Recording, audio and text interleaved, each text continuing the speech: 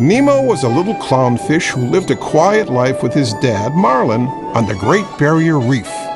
Nemo longed for adventure, but Marlin worried about the dangers of the ocean. He barely let Nemo out of his sight.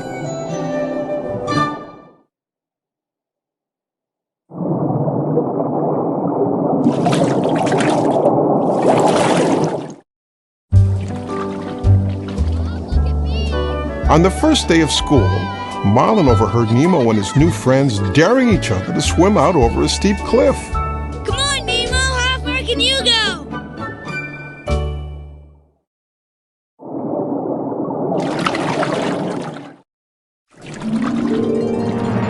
Marlin panicked. Nemo! You know you can't swim well. I can swim fine, Dad, okay? Nemo darted up toward a boat on the surface.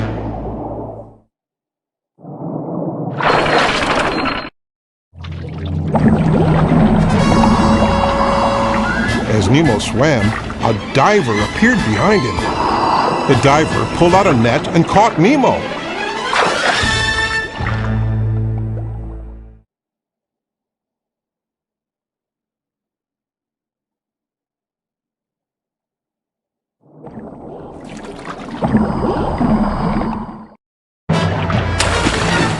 Then he returned to his boat and sped off, accidentally knocking one of his masks overboard. Marlin chased after the boat, but it was too fast. Has anybody seen a boat? Please!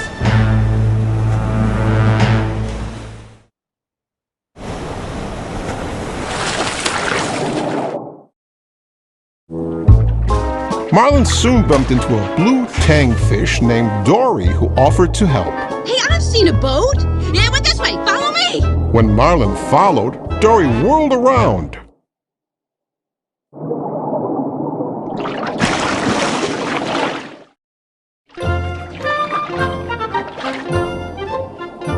Stop following me, okay? What are you talking about? You're showing me which way the boat went. Dory looked surprised, then shook her head sadly. I'm so sorry. See, I suffer from short-term memory loss.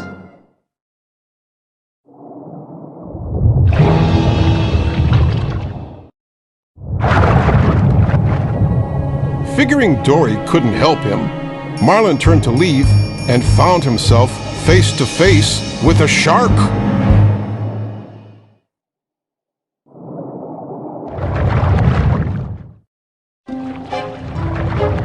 The shark invited Dory and Marlin to a get-together in an old sunken ship.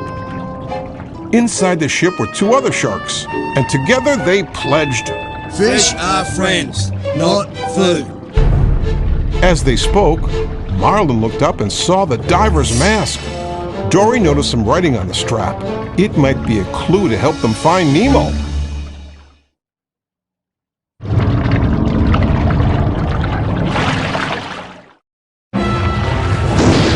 Marlin and Dory quickly left the party carrying the mask.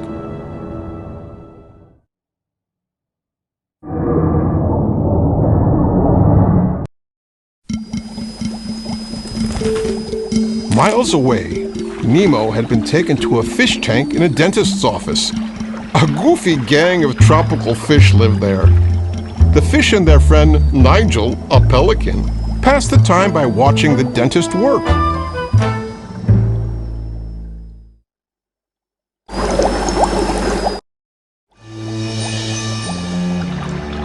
That night, Nemo learned that he would be given to Darla, the dentist's niece. The tank gang warned him that Darla's fish never lived for very long. Their leader, Gil, took charge. We're gonna help him escape.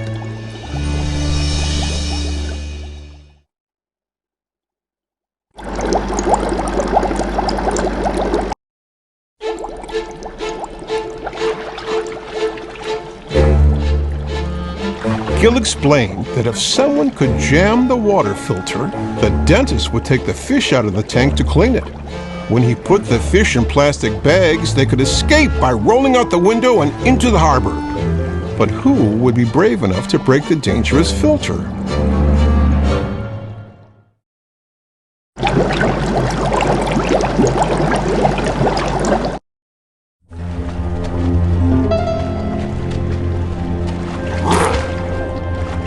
deep in the ocean. Dory and Marlin were in a dark canyon. Marlin struggled to hold on to the lighted antenna of a dangerous anglerfish so that Dory could read what was written on the mask. P. Sherman 42 Wallaby Way, City.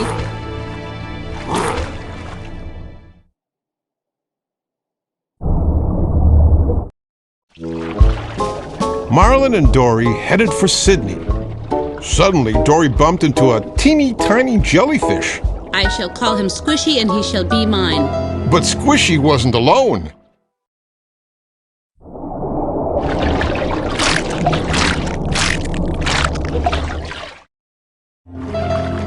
Soon they were surrounded by an entire forest of deadly jellyfish. The jellyfish stung Dory and Marlin too, making them feel weak and tired. As the ocean faded around him, the last thing Marlin saw was the shadow of a giant sea turtle.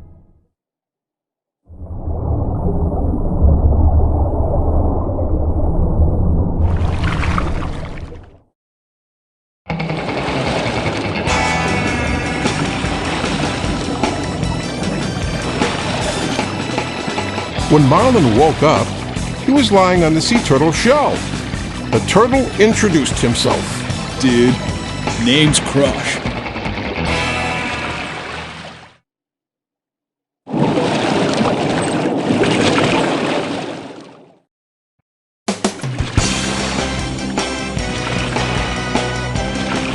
Marlin told Crush and his son Squirt the story of the search for Nemo. Squirt told the story to a lobster, the lobster told a dolphin, and soon the news spread all the way to Sydney, where Nigel the pelican heard it.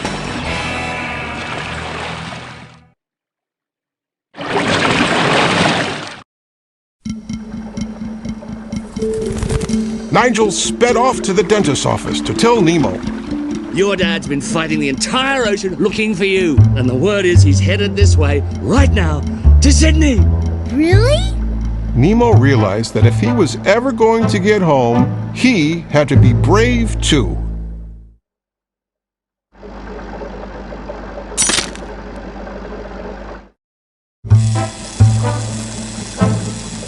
He took a deep breath and carefully jammed a pebble into the tank's filter, stopping its swirling blades. Soon the tank would be so dirty, the dentist would have to clean it.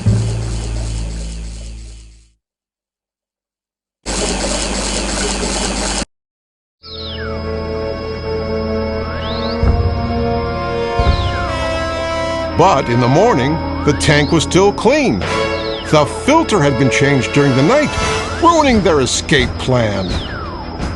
Then the dentist slipped a net into the water, capturing Nemo. Help me!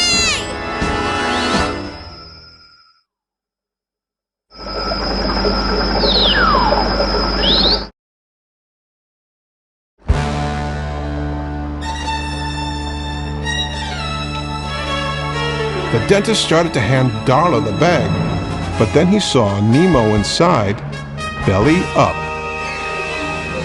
Nemo winked at his friends. He was only pretending to be dead. The gang cheered. He's gonna get flushed down the toilet. He's gonna get out of here.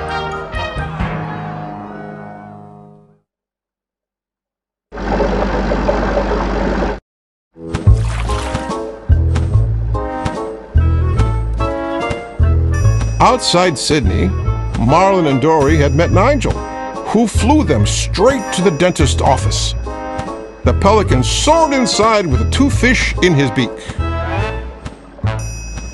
Marlin saw Nemo floating upside down in the bag. Nemo! Marlin thought his son was dead.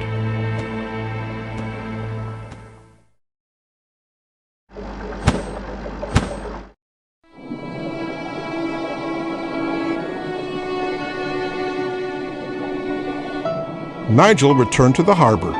He dropped Marlin and Dory into the water. Marlin swam out to sea, leaving Dory. We were too late. I'm going home now.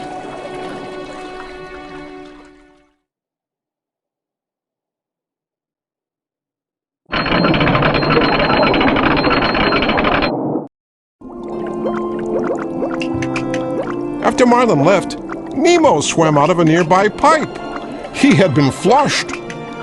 Nemo spotted Dory swimming in circles. Are you alright? I'm Nemo. You're Nemo! Dory hugged him happily.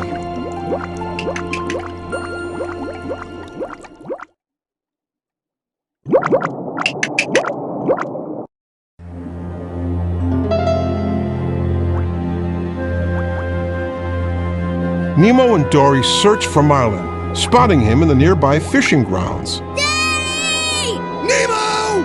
I'm coming, Nemo! As they swam toward each other, a big net dropped into the water and captured lots of fish, including Dory. But Nemo knew exactly what to do. Tell all the fish to swim down!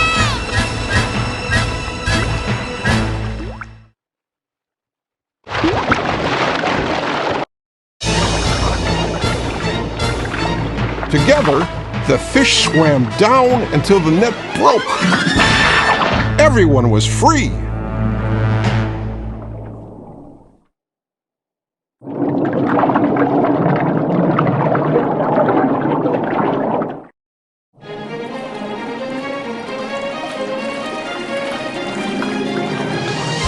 Several weeks later, Nemo was back home and ready for school.